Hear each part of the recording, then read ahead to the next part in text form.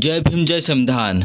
MP में कांग्रेस की खड़िया खड़ी करने में क्या जुटे हैं अखिलेश यादव और मायावती। भोपाल सीट शेयरिंग और जहर बुझे बयानों को लेकर अखिलेश यादव कांग्रेस से खफा चल रहे हैं। उधर आज मायावती भी मध्य प्रदेश में अपनी चुनावी सभा का खाता खोलते ही कांग्रेस पर बरस पड़ी। 2019 लोकसभा चुनाव में बबुआ के गठबंधन को जनता ने नकार दिया था।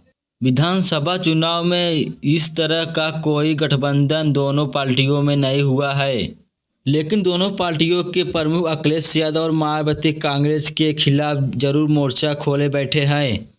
बहुजन समाज पार्टी के मध्य प्रदेश और छत्तीसगढ़ में गोंडवाना गणतंत्र पार्टी जीजीपी के साथ गठबंधन किया है। आज मध्य प्रदेश के अशोकनगर में अपनी चुनावी सभा का खाता खोलते ही मायावती ने कांग्रेस को जाति जनगणना को लेकर आड़े हाथों में लिया।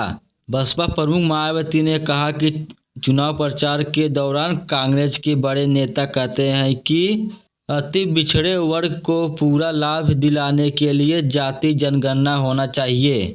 इन्हें यह मालूम होना चाहिए कि जब अंग्रेजों के जाने के बाद लंबे समय तक कांग्रेस पार्टी सत्ता में रही, तब कांग्रेस के सत्ता के दौरान सबसे पहले पिछड़े वर्ग के लोगों को आरक्षण देने के लिए जो स्वर हुआ था, उसे कांग्रेस पार्टी की सरकार ने मालूम नहीं किया।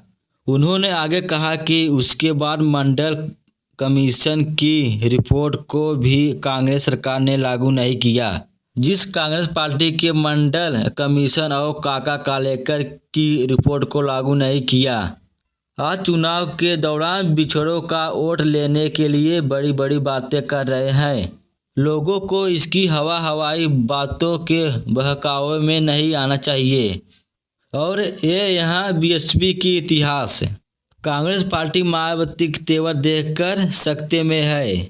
बहुजन समाज पार्टी के मध्य प्रदेश विधानसभा चुनाव में 2008 में 7, 2013 में 4 और 2018 में 2 सीटों जीती थी। मायावती पूर्व में कांग्रेस के मुकाबले भाजपा से क्लोज रही है। उत्तर प्रदेश में बसपा और भाजपा का गठबंधन हो चुका है। 3 बार मायावती को मुख्यमंत्री बनने का मौका भी मिला। अखिलेश यादव के कांग्रेस के खफा होने के कारण स्पष्ट है, लेकिन मायावती की नाराजगी की वजह तलाशना होगी। दरअसल कांग्रेस ने उत्तर प्रदेश के दलित वोटरों को साधने के उद्देश्य से बसपा संस्थापक काशीराम की पूर्व तिथि 9 अक्टूबर से दलित गौरव संवाद यात्रा आरंभ की है। यह यात्रा 26 नवंबर तक चलेगी। इस यात्रा से भी मायावती को स्वाभाविक रूप से 2024 के आम चुनाव में अपनी राजनीतिक जमीन खिसकने की आशंका है। इसके अलावा कर्नाटक जीत के बाद कांग्रेस के मुख्यमंत्री या उप मुख्यमंत्री या प्रमुख पदों पर दलितों को नहीं बिठाए जाने से भी वह रुष्ट है।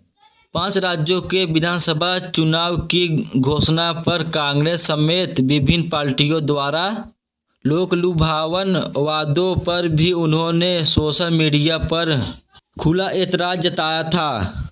2022 के विधानसभा चुनाव में उनकी खामोशी से पार्टी को काफ़ी पीछे ढकेल दिया था। इसके पहले कि उनके वोट खिसके, वह अपने 12% को इंटेक्स रखने के लिए मैदान में उतर पड़ी।